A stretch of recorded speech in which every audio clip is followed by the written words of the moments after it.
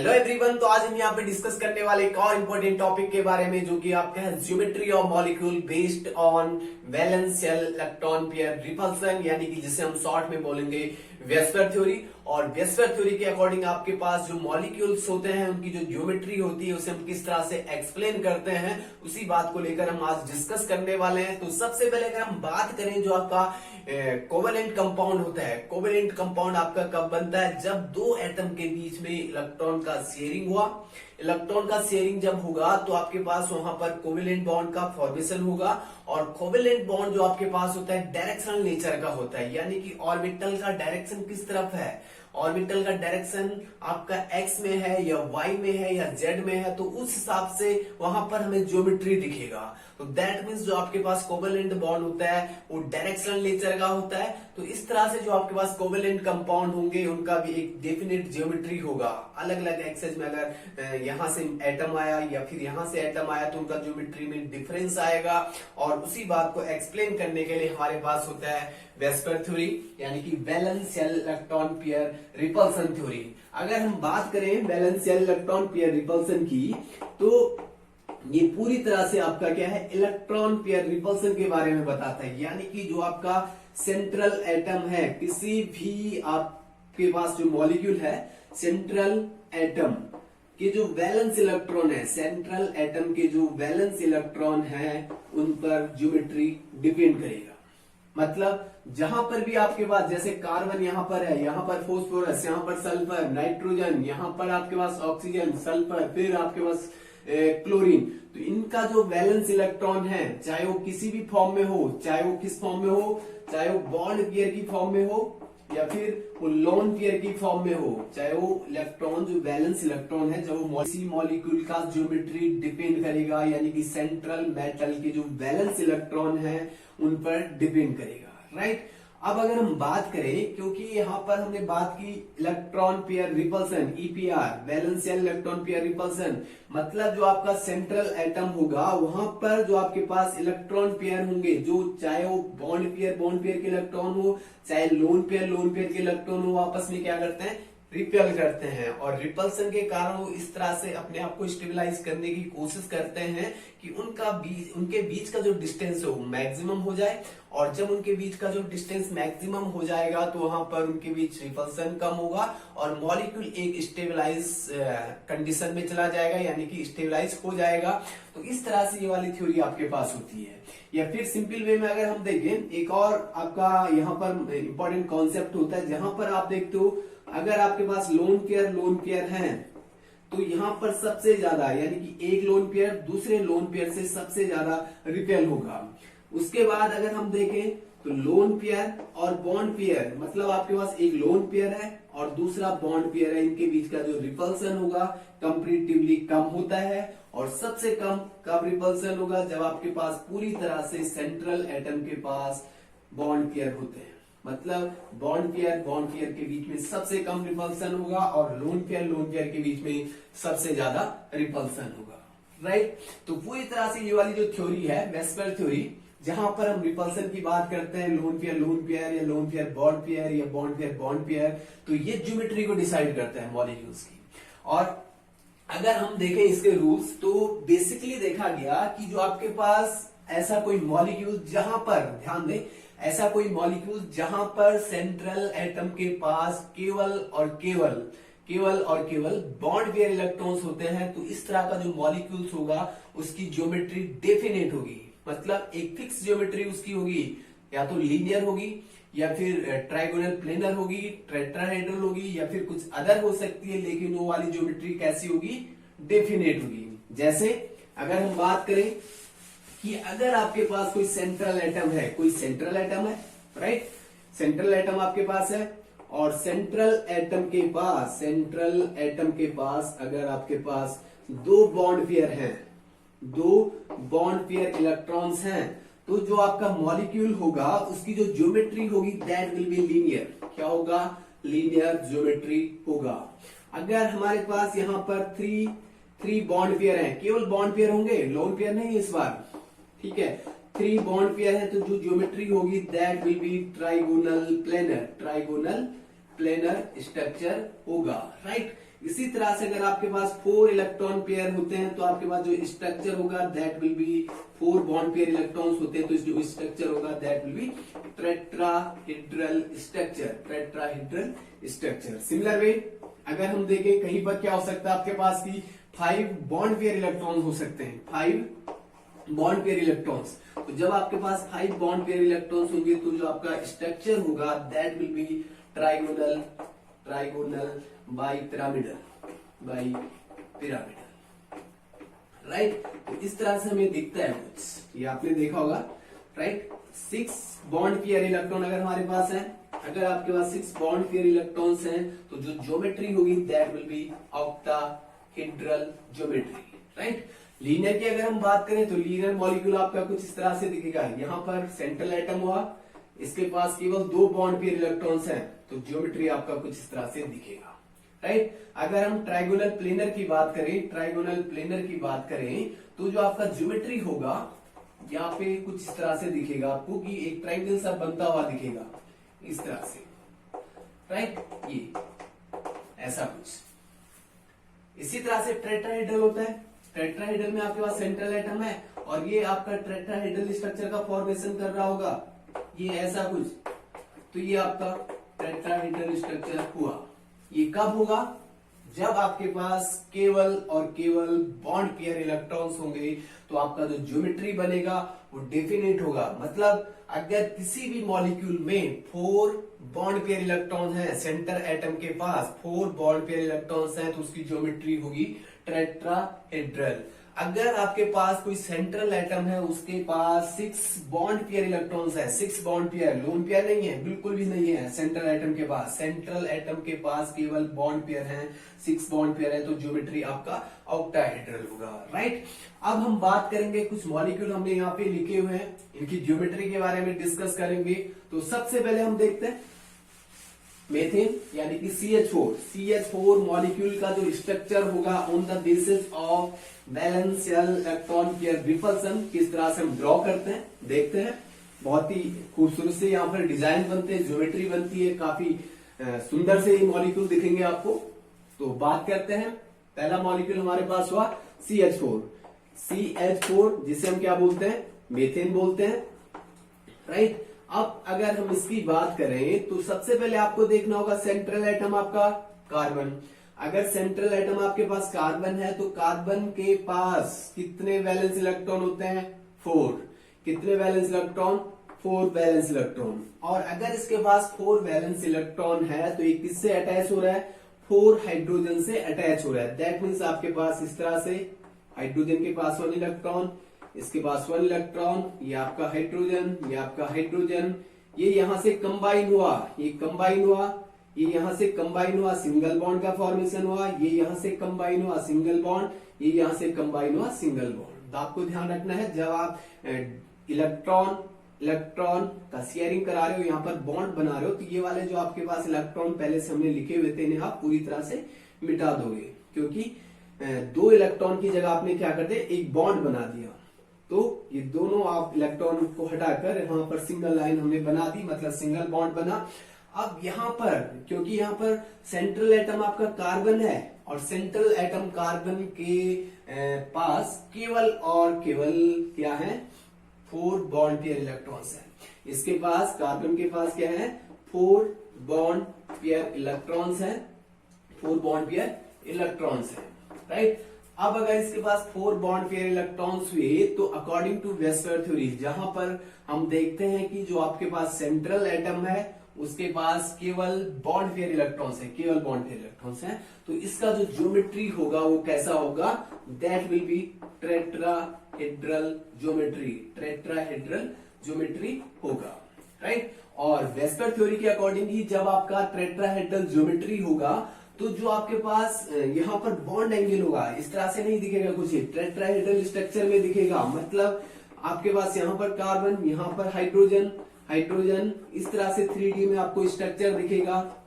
बीच में कार्बन, कुछ हाइड्रोजन इस तरफ, कुछ हाइड्रोजन इस तरफ, कुछ हाइड्रोजन इस तरफ, कुछ ऊपर की तरफ, और यहाँ पर जो बॉन्ड एंगल आपको दिखेगा that will be 109 degree 28 minute, 109 degree 28 minute, right. उसी तरह का एंगल यहां पर भी होगा, यहां पर भी होगा, यहां पर भी होगा 3D में। तो आपका जो मीथेन मॉलिक्यूल है, सेंट्रल एटम पर आपके पास 4 बॉन्ड पेयर इलेक्ट्रॉन्स हैं, और जब 4 बॉन्ड पेयर इलेक्ट्रॉन्स होंगे तो जो ज्योमेट्री होगा वो आपका टेट्राहेड्रल होगा, और बॉन्ड एंगल आपका होगा 109 डिग्री 28 मिनट, राइट। अब अगर हम बात करें टेट्राहेड्रल स्ट्रक्चर की, तो आपका जो टेट्राहेड्रल स्ट्रक्चर होता है कुछ इस तरीके से आपके पास होता है टेट्राहेड्रल स्ट्रक्चर। सपोज हमने मान लिया कि आपके पास यहाँ पर मिडिल पोजीशन पर क्या है, मिडिल पोजीशन पर आपके पास कार्बन लगा हुआ है यहाँ पर, ठीक। और इस कार्बन के पास 4 हाइड्रोजन है, एक इस तरफ दिख रहा है, एक इस तरफ दिख रहा है, एक बैकवर्ड दिख रहा है और एक ऊपर की तरफ दिख रहा है। तो इसका मतलब ये हुआ कि जो आपके पास कार्बन है और हाइड्रोजन, कार्बन हाइड्रोजन, इनके बीच का जो बॉन्ड एंगल है that is the 109 degree 28 minute. तो इस तरह से फैले होते हैं कुछ, ये आगे की तरफ दिख रहा है, ये बैकवर्ड डायरेक्शन में दिख रहा है। तो आपके पास ओवरऑल यहाँ पर बॉन्ड एंगल जो होगा that will be 109 degree 28 minute, और इस तरह का जो स्ट्रक्चर होगा दैट विल बी टेट्राहेड्रल। इसी तरह के स्ट्रक्चर में आप अगर और देखोगे कुछ, जैसे NH4 पॉजिटिव यानी कि अमोनियम आयन, अमोनियम आयन में भी कुछ ऐसे ही होता है, राइट। अगर हम बात करें अमोनियम आयन की, तो जो नाइट्रोजन है, नाइट्रोजन के पास कितने इलेक्ट्रॉन्स होते हैं, 5 इलेक्ट्रॉन। तो 3 तो इसके नॉर्मल बॉन्ड होते हैं, और जो आपके पास एक इलेक्ट्रॉन पेयर यहाँ पर बचता है वो किसके साथ बॉन्ड बनाता है, जो आपका एक्स्ट्रा हाइड्रोजन है, यानी कि H पॉजिटिव जो यहाँ पर आसपास था उसके साथ बॉन्ड बनाया, और जब ये बॉन्ड बनाएगा तो यहाँ पर भी उसी तरह का एंगल बनेगा जो कि आपका यहाँ पर था, राइट। 4 बॉन्ड पेयर है, नाइट्रोजन के पास इस बार भी कोई लोन पेयर नहीं है, जैसे कि कार्बन के पास नहीं है, नाइट्रोजन के पास भी लोन पेयर नहीं है, केवल बॉन्ड पेयर है। तो स्ट्रक्चर क्या होगा, टेट्राहेड्रल स्ट्रक्चर होगा, राइट। तो आपका इस तरह से दिखता है कुछ टेट्राहेड्रल स्ट्रक्चर, स्पेस में फैला होगा, ओके। अब अगर हम बात करें कि जो आपके पास अदर भी एग्जाम्पल हो सकते हैं, बहुत सारे एग्जाम्पल हमारे पास होते हैं टेट्राहेड्रल में, जैसे आपके पास SiS4 की आप बात करो तो सिलिकॉन में भी आपके पास 4 वैलेंस इलेक्ट्रॉन आपको दिखेंगे, 4 वैलेंस इलेक्ट्रॉन दिखेंगे, तो यहाँ पर भी आपका सिलिकॉन होगा। तो सिलिकॉन से 4 हाइड्रोजन जुड़े हैं, केवल 4 बॉन्ड पेयर हैं, तो यहाँ पर भी स्ट्रक्चर टेट्राहेड्रल होगा, बॉन्ड एंगल इतना होगा, राइट। आगे बात करते हैं PCl5 की। अब देखें PCl5 यानी कि फॉस्फोरस पेंटाक्लोराइड का जो स्ट्रक्चर होता है वो किस तरह से निकल कर आता है। तो सबसे पहले इसका लेविस डॉट स्ट्रक्चर बनाने की कोशिश करते हैं। तो देखो जरा, आपके पास है फॉस्फोरस, कितने इलेक्ट्रॉन्स होते हैं, क्योंकि 15 होता है ये। अगर हम कॉन्फ़िगरेशन लिखें सिंपली तो आप लिख सकते हो 285, मतलब आउटर मोस्ट में 5 इलेक्ट्रॉन्स हैं, आउटर मोस्ट में 5 electrons, that means valence electron कितने इसके पास, 5, 1 2 3 4 एंड 5। अब इसके साथ कितने क्लोरीन जुड़ रहे हैं, 5 क्लोरीन जुड़ रहे हैं, 1 2 3 4 एंड 5। इस क्लोरीन यानी कि जो आपका क्लोरीन होता है उसके आउटर मोस्ट में 7 इलेक्ट्रॉन्स होते हैं, और अगर आपके पास क्लोरीन के पास 7 इलेक्ट्रॉन्स है तो इसे एक और इलेक्ट्रॉन की जरूरत पड़ती है। तो दैट मीन्स यहां पर जो 7 इलेक्ट्रॉन थे, 1 2 3 4 5 6 और 7, इसका एक इलेक्ट्रॉन, इसका एक इलेक्ट्रॉन बॉन्ड बनाया, ये बॉन्ड बन गया, ठीक। तो इसी तरह से यहां पर भी होगा 1 2 3 4 5 6, और जो 7 नंबर का इलेक्ट्रॉन होगा ये बॉन्ड बना लिया, ठीक है। सिमिलर वे यहां पर भी होगा 1 2 3 4 6, यहां पर भी बचेंगे, एक बॉन्ड बना हुआ है, यहां पर भी आपके पास 1 2 3 4 5 6 और 7 नंबर जो आपका ए वाला इलेक्ट्रॉन होगा ये बॉन्ड बना रहा है, सिंगल बॉन्ड। सिमिलर वे यहां पर भी आपके पास होगा, ठीक है, ये बॉन्ड बना। तो इस तरह से इसका लुईस डॉट स्ट्रक्चर बन रहा है।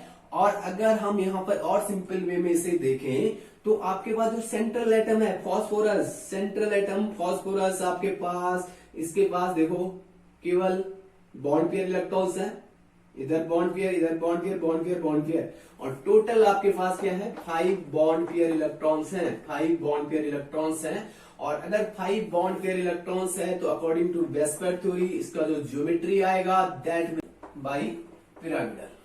ज्योमेट्री कैसा होगा, ट्राइगोनल बाई पिरामिडल, क्योंकि आपके पास 5 बॉन्ड पेयर इलेक्ट्रॉन्स हैं फॉस्फोरस के पास, तो ज्योमेट्री कैसा निकल कर आएगा, ट्राइगोनल बाई पिरामिडल आएगा। अब किस तरह से होता है आपका ये वाला जो स्ट्रक्चर होता है, किस तरह से ड्रॉ करेंगे इसे?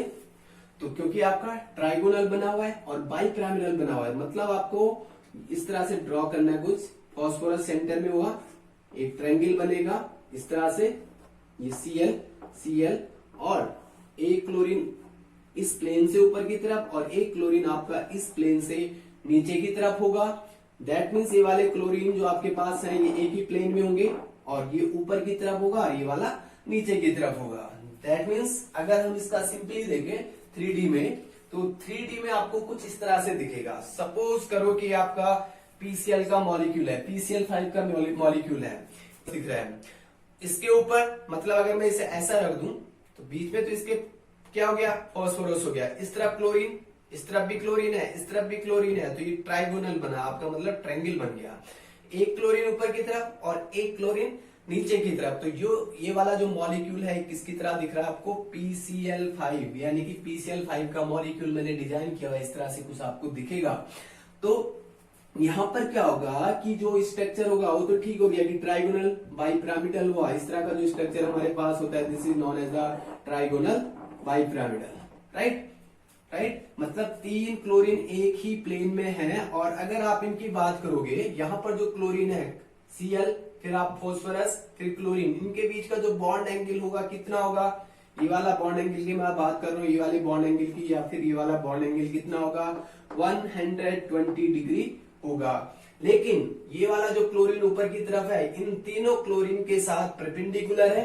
दैट मीन्स यहाँ पर जो ये वाला है ये कितना होगा? ये 90 डिग्री होगा। ये वाला भी कितना होगा? ये 90 डिग्री होगा, राइट।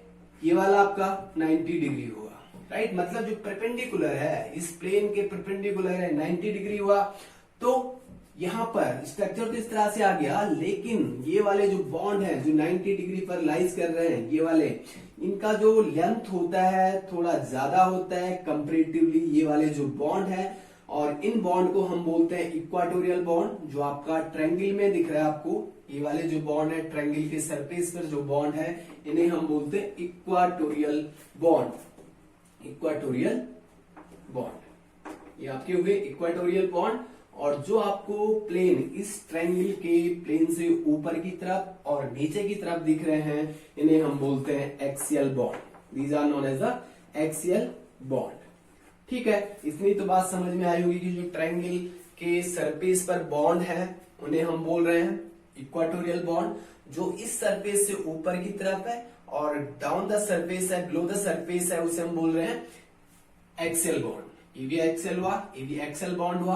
अब यहाँ पर एक इंपॉर्टेंट क्वेश्चन ये बनता है कि जो आपके पास एक्सेल बॉन्ड होते हैं, एक्सेल बॉन्ड जो होते हैं PCl5 में, उनका बॉन्ड लेंथ ज्यादा होता है कंपैरेटिवली इक्वाटोरियल बॉन्ड। मतलब ये हुआ कि आपके पास bond length of axial bond is more than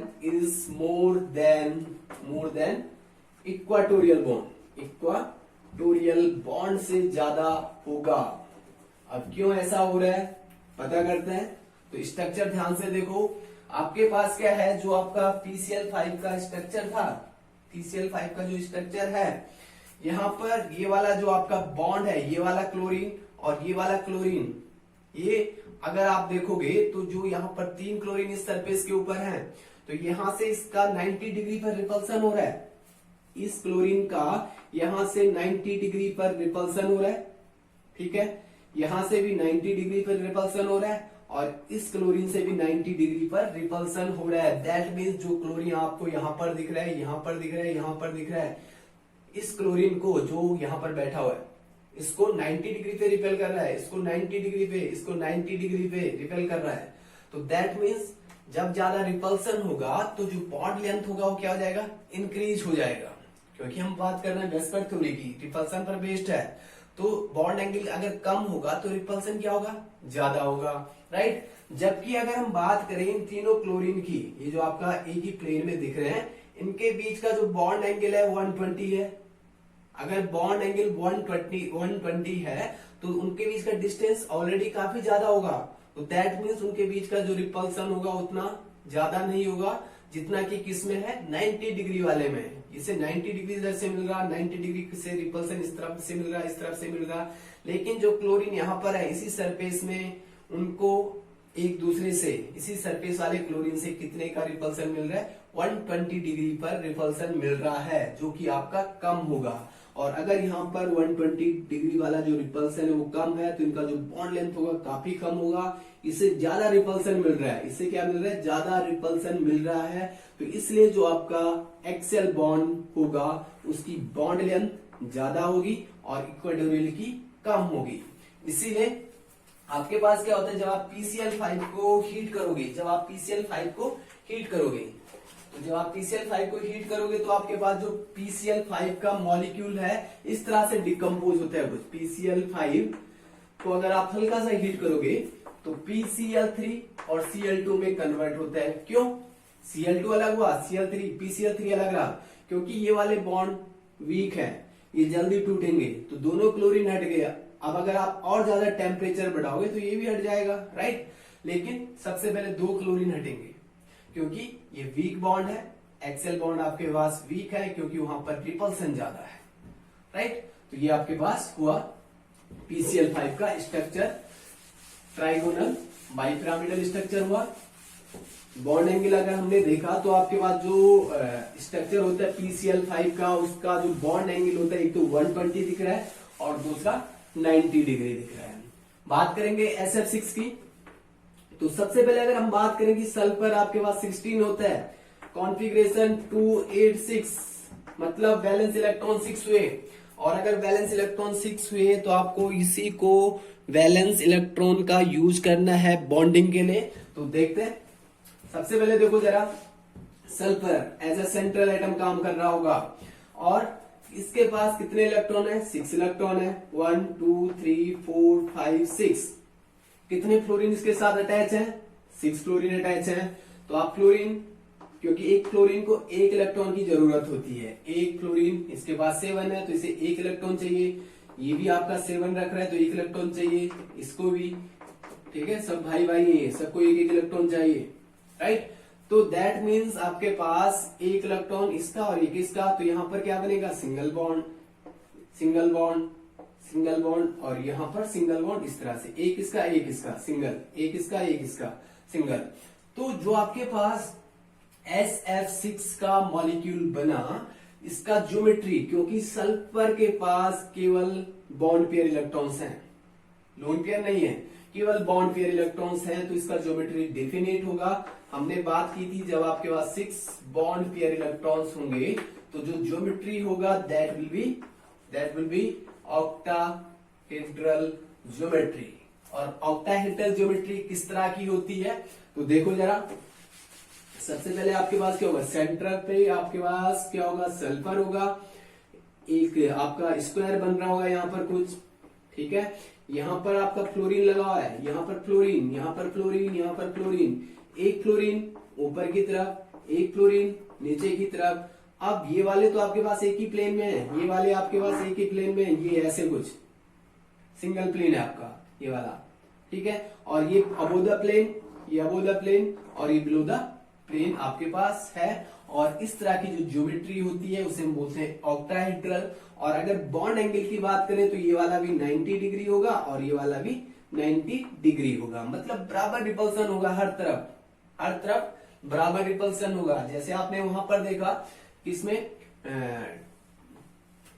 trigonal bipyramidal में देखा, तो वहां पर क्या हो रहा था, वहां पर आपके पास एक तो 120 का एंगल था और दूसरा 90 का था, तो रिपल्सन में डिफरेंस आ रहा था। यहां पर आपके पास क्या 90 सब है, तो मतलब रिपल्सन बराबर रहेगा हर डायरेक्शन में। अब इसका जो स्ट्रक्चर होगा, सल्फर SF6 का जो स्ट्रक्चर होगा, बीच में सल्फर है, यहां पर सल्फर हमने मान लिया, ठीक है। अब जो आपके पास 4 फ्लोरीन है वो एक ही प्लेन में है, जो आपके पास 4 फ्लोरीन है वो इस प्लेन में है, इस प्लेन में है। बीच में सल्फर हुआ, ये फ्लोरीन हुआ इस कॉर्नर पे फ्लोरीन, इस पे फ्लोरीन, इस पे फ्लोरीन।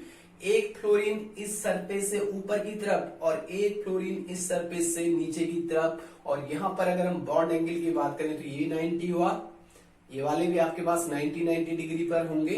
तो इस तरह का जो स्ट्रक्चर होगा उसे हम बोलते हैं ऑक्टाहेड्रल स्ट्रक्चर, क्योंकि यहाँ पर अगर आप इसे इस तरह से कवर करोगे, इस तरह से कवर करोगे, इस तरह से कवर करोगे तो आपके पास 8 फेस बनते हैं, तो इसलिए हम इसे बोलते हैं ऑक्टाहेड्रल स्ट्रक्चर, राइट।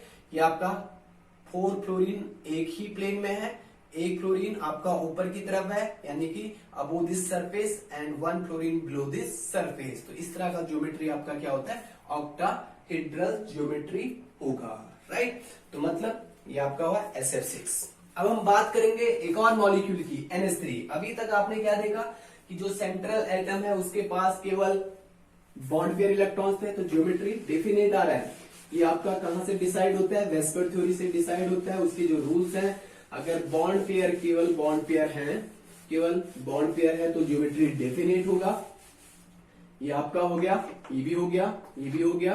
अब हम बात कर रहे हैं अमोनिया की। अमोनिया का जो स्ट्रक्चर है वो किस तरह से होता है, तो सबसे पहले हम बात करेंगे सेंट्रल एटम की, NH3। NH3 मतलब नाइट्रोजन, जो आपका सेंट्रल एटम है 7 होता है, तो कॉन्फ़िगरेशन हमारे पास होता है 2 5। सेंट्रल एटम नाइट्रोजन, और इसके पास कितने इलेक्ट्रॉन, 5 इलेक्ट्रॉन, 1 2 3 4 एंड 5, राइट। कितने हाइड्रोजन जुड़ रहे हैं, 3 हाइड्रोजन, मतलब इसके पास 1 इलेक्ट्रॉन, इसके पास 1 इलेक्ट्रॉन, इसके पास 1 इलेक्ट्रॉन। हाइड्रोजन अपना डुप्लेट कंप्लीट करेगा, बॉन्ड बनेगा, ये एक इलेक्ट्रॉन इसका, एक इसका, बॉन्ड बना, सिंगल बॉन्ड, एक इसका बॉन्ड बना, सिंगल बॉन्ड, राइट।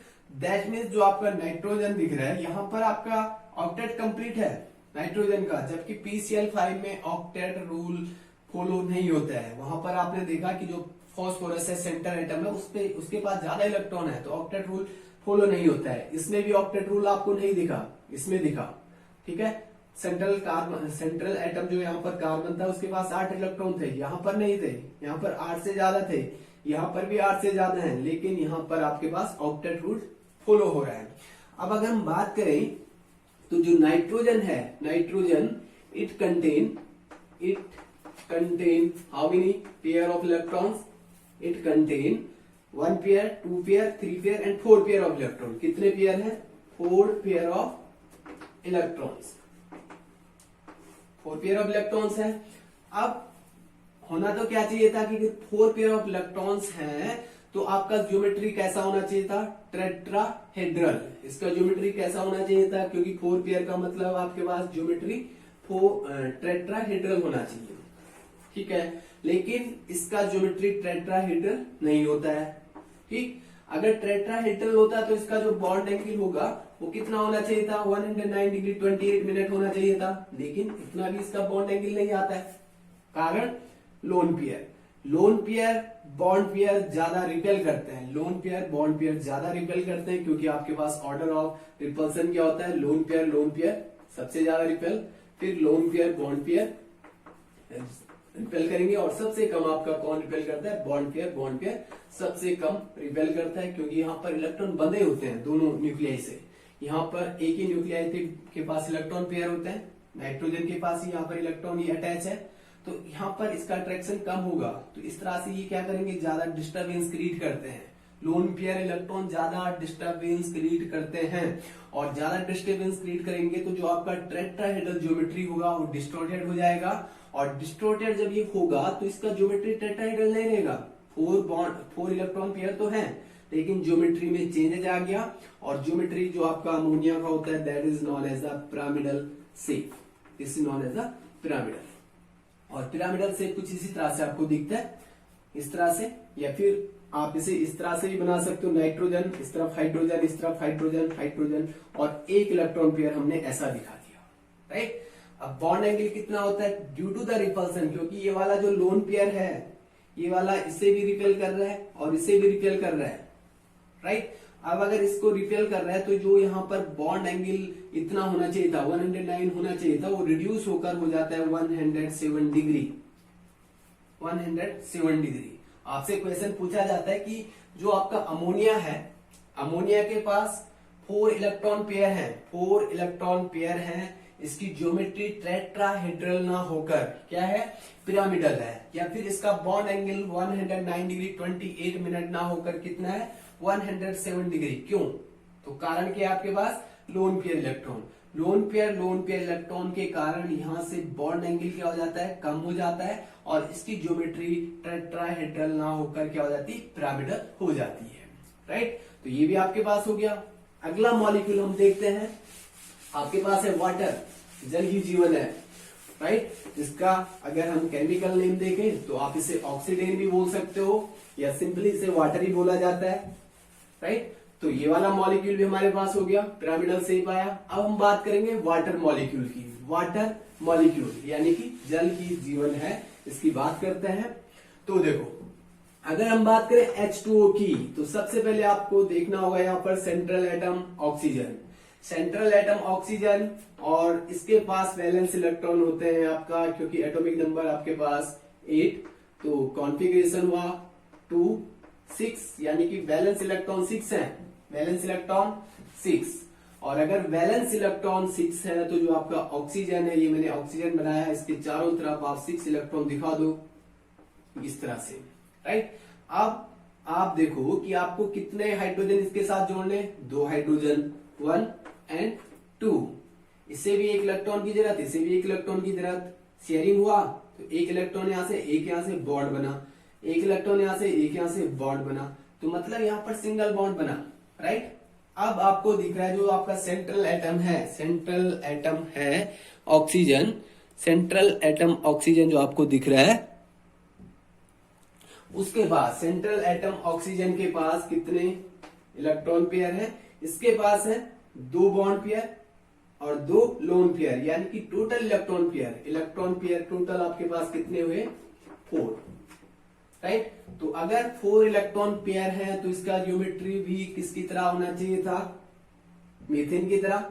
लेकिन यहां पर आपको दिखा कि 2 बॉन्ड पेयर हैं, बाकी क्या है, लोन पेयर। दैट मीन्स इसके पास 4 इलेक्ट्रॉन पेयर तो हैं, लेकिन इनमें से 2 बॉन्ड पेयर है, 2 बॉन्ड पेयर इलेक्ट्रॉन्स हैं और 2 लोन पेयर इलेक्ट्रॉन्स हैं। तो इसका मतलब इसका ज्योमेट्री अब टेट्राहेड्रल नहीं होगा, इसकी ज्योमेट्री में डिस्टॉर्शन आएगा due to the lone pair electron. ये ज्यादा रिपेल करेंगे, ये वाले इलेक्ट्रॉन क्या करेंगे, ये वाला पेयर इस तरफ रिपेल करेगा, ये वाला इस तरफ रिपेल करेगा, और साथ में ये अपने आप को भी रिपेल करेंगे। लोन पेयर रिपल्सन भी होगा, lone pair bond pair repulsion भी होगा। तो रिपल्सन के कारण यहाँ पर जो ज्योमेट्री होगा वो टेट्राहेड्रल नहीं होता है। इंस्टेड ऑफ टेट्राहेड्रल जो आपका वाटर होता है, इसका ज्योमेट्री होता है वी शेप। इसका जो ज्योमेट्री होगा वो कैसा होगा, V shape geometry. Right, V shape, V बन रहा है यहाँ पर उल्टा वी, या फिर आप इसे रिवर्स भी कर सकते हो, बात वही है। तो वी शेप ज्योमेट्री आपको यहाँ पर दिख रहा है, या फिर इसी को आप बोल सकते हो पेन शेप ज्योमेट्री। राइट, या फिर यहाँ पर एक ही एंगल आपको दिख रहा है इस तरह से, तो एंगुलर भी बोल सकते हो आप इसे। राइट, तो मतलब या तो पेन शेप बोल दो या फिर एंगुलर आप इसे बोल सकते हो, एंगुलर शेप ज्योमेट्री। तो जो आपका वाटर मॉलिक्यूल होता है किस तरह से दिखता है, वी शेप ज्योमेट्री में दिखता है, या फिर आप बोल सकते हो बेंड शेप दिखता है, या फिर आपका एंगुलर शेप दिखता है, जैसा कि किसका दिखता है, आपका ओजोन का, या फिर SO2 का ज्योमेट्री भी ऐसी होता है कुछ। अब देखो यहाँ पर जो 2 इलेक्ट्रॉन बचे हुए हैं, आप उसे ऐसा भी दिखा सकते हो, ऐसा दिखा सकते हो, और इसे और खूबसूरत बना सकते हो इस तरह से। तो ये आपका मॉलिक्यूल हुआ वाटर का। और अगर हम बॉन्ड एंगल की बात करें तो क्योंकि 4 बॉन्ड पेयर इलेक्ट्रॉन नहीं इसके पास 2 लोन पेयर इलेक्ट्रॉन है और 2 बॉन्ड पेयर इलेक्ट्रॉन्स है, तो इसलिए इसका जो बॉन्ड एंगल होगा नॉर्मल बॉन्ड एंगल से कम हो जाएगा ड्यू टू द रिपल्सन। इधर से भी रिपल्सन, इधर से रिपल्सन, और रिपल्सन के कारण इसका जो बॉन्ड एंगल हो जाता है that reduce to the 104 degree 5 minute, इतना हो जाता है। राइट, तो ये वाटर का स्ट्रक्चर हुआ, वी से बेंड से एंगुलर, बॉन्ड एंगल आपका हुआ 104 डिग्री 5 मिनट। और बस यही आपके पास, ये आपको ध्यान रखना है, कितने बॉन्ड पेयर कितने लोन पेयर, शेप क्या है, एंगुलर। राइट, अब आगे बात करेंगे SF4 की। SF4 की हम बात करेंगे, जहां पर आप देखोगे कि जो आपका सेंट्रल एटम है सल्फर है, सेंट्रल एटम आपके पास सल्फर, और सल्फर ही डिसाइड करेगा जो आपका मॉलिक्यूल है